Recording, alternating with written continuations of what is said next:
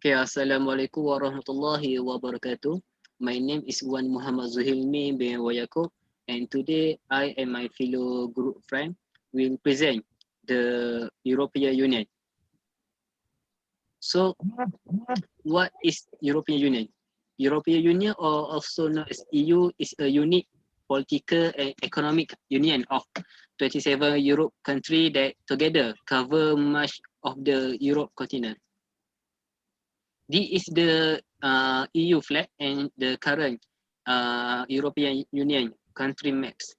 So I will present the history of European Union formation.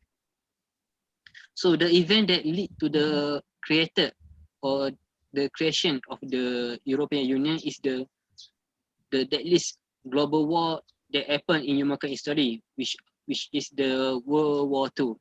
This war has made roughly 3% of human population in the world become the victim of the war.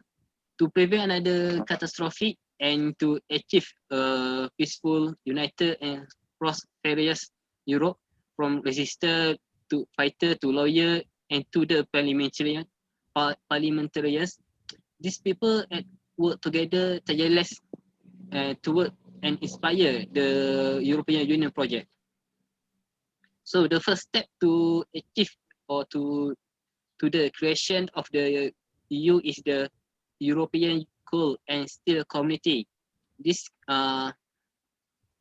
also known as ECAC was established in 1951 due to the signing of Treaty of Paris by 6 countries, which are Belgium, France, Germany, Italy, Luxembourg, and Netherlands. So this community is created and create a free trade area, resource such as coal, coke, steel, scrap, and iron ore. This is also the first step toward the integration of European Union. After that, after a few years in Rome, the signing of Treaty of Rome by the member of ECAC established EEC and Euratom. European Economic Community, or also known as EEC, is a market or created a common market that eliminate most of movement barrier of goods, service, capital, and labor. Meanwhile, European Atomic Energy Community of Euratom was created to control and facilitate cooperation in atomic energy development, research, and utilization. EEC got a few members after a few years. They got a new member, which are Denmark, Ireland, and UK, joined in 1973. Meanwhile, Greece joined in 1981, followed by Spain and Portugal in 1986, and the unification of Germany due to the fall of Berlin Wall, it include the East Germany and automatically made the East Germany as the part of EEC. So in 1992, with the signing of Maastricht Treaty, it established a European community. This also established or introduced the EU citizenship and give a right to all EU citizens to vote and run for office in local European Parliament election. In 1st November 1993, European Union officially established.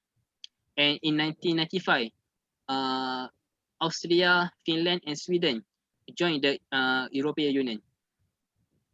So when the European Union was established, they also launched a new currency that we will use in this country. The currency is known as Euro currency, which was established in 1st January 1999. But the currency was an invisible currency, not until 2002 when the coin and the banknote was introduced. The currency was used in the most of the EU country, except for Denmark, Sweden, and United Kingdom.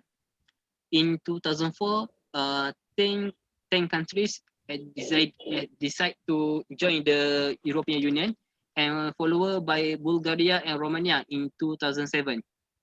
So in 2016, the world was shocked by the decision of United Kingdom to left the European Union and become the first country to do it. They officially left the European Union in 31st January 2020, and this made the total number of European Union member to 37 countries. So let's continue to the objective of European European Union. Okay, Assalamualaikum warahmatullahi wabarakatuh. I'm Muhammad ADLI. So let's move to the objective of establishing European Union. First is a common European area without border. This means that the European Union is to create a free and European region with no internal border, so that the citizen of European countries lives in the area and enjoy the right granted by European Union. Second is internal market. To ensure the smooth and the efficient trade between the European countries and create fair and square competition in the market region. Third is the stable and sustainable development. To ensure that the sustainability and the development of the European country by balancing the economic growth and a stable price.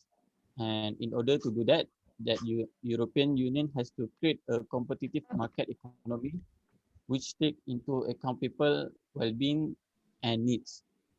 Fourth is the scientific and technological development. So the European Union supports the advancement of science and technology and investment in education. Also the development in industry revolution for every European country. And to achieve a skilled workforce and a high standard of technological production that can compete with the latest technology. Fifth, prevention of social exclusion. The European Union works hard to prevent the social exclusion and prevent people from drifting outside the labor market and society.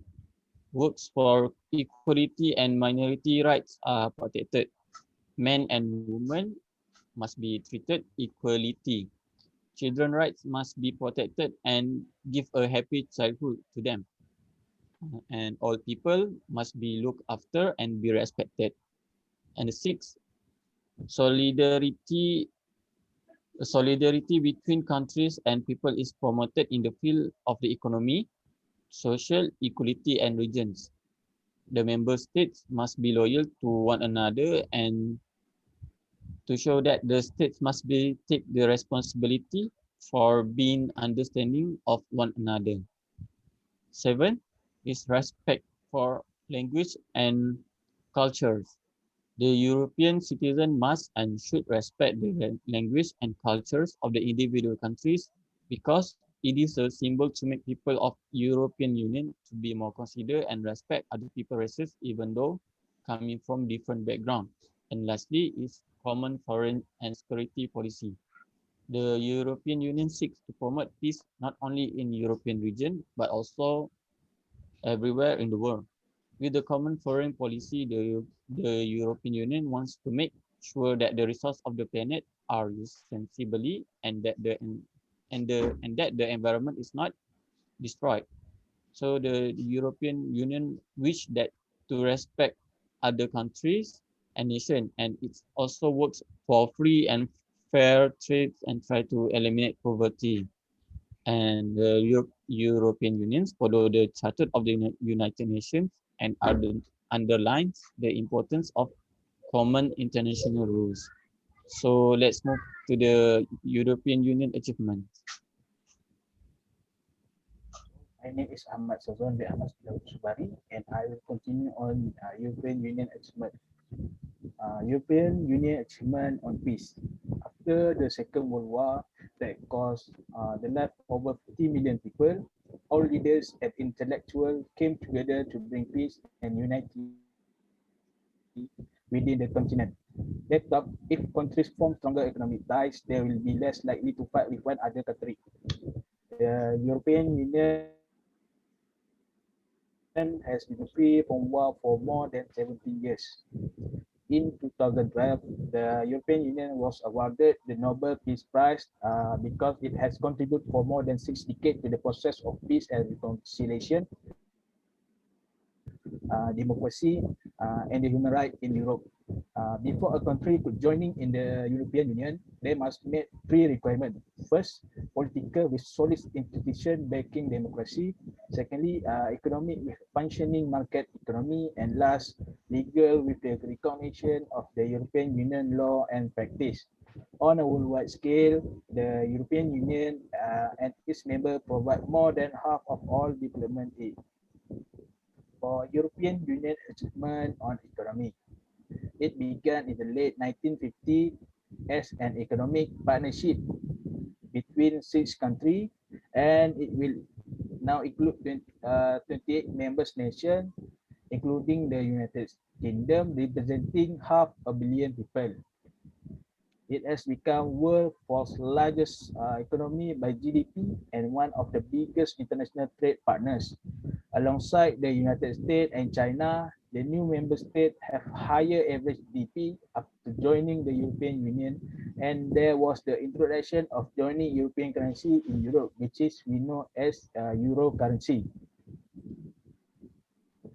which not only facilitated trade but also brought economic stability.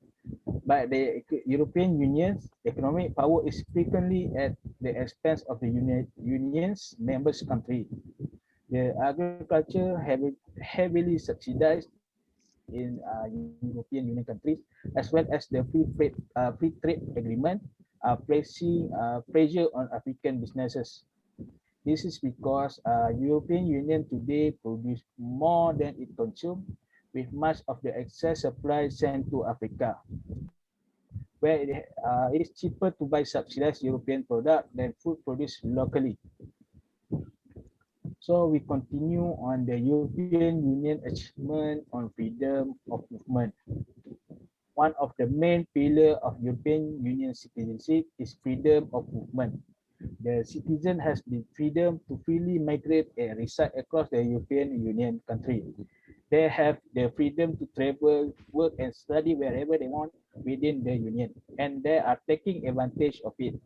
In 2015, there are more than 17 million people live and work in European Union member states other than their home country. But as internal borders have been phased out, border control on the outside border has become more severe. As member countries progressively close themselves off to immigrants and refugees from the outside, some have referred to the European Union as the fortress Europe. One of the key cornerstones of the European Union's single market and the more difficult is freedom of movement, with the immigration worries fueling a populist reaction. The European Union also has established the Schengen area, where a passport-free zone with no border then serve over 400 million people.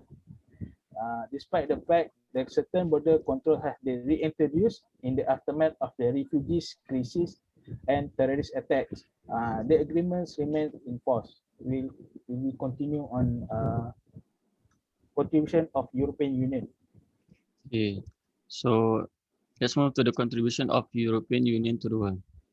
As we know that European Union it's already been part of the biggest contribution in the world, because some of the European countries are being introducer and pioneer to a certain sector, and they are being developing and the supply of the some heavy sector, which is cars, trucks, motorcycle, and other electronic components. So, for example, a successful brand nowadays in the car or automobile, which is BMW and Mercedes, are coming from the Germany. Okay, so other European country contribution is which is Spain. They are the first one that are creating a spacesuit. France in cinematography, Iceland in power transformer, and Ireland in submarine making, in submarine maker. So let's move to the conclusion.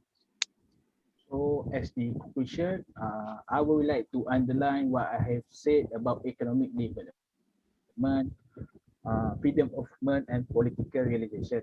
We are trying and in fact have achieved a number of steps to establish a new type of democracy in terms of national and international life. For example, the community recently decided that in 1978 there would be a European Parliament elected directly by the people. This constitutes a major step toward building a united Europe which will not only integrate economic policies but also confirm the community's strong commitment as a steward of democracy. Thank you. Thank you.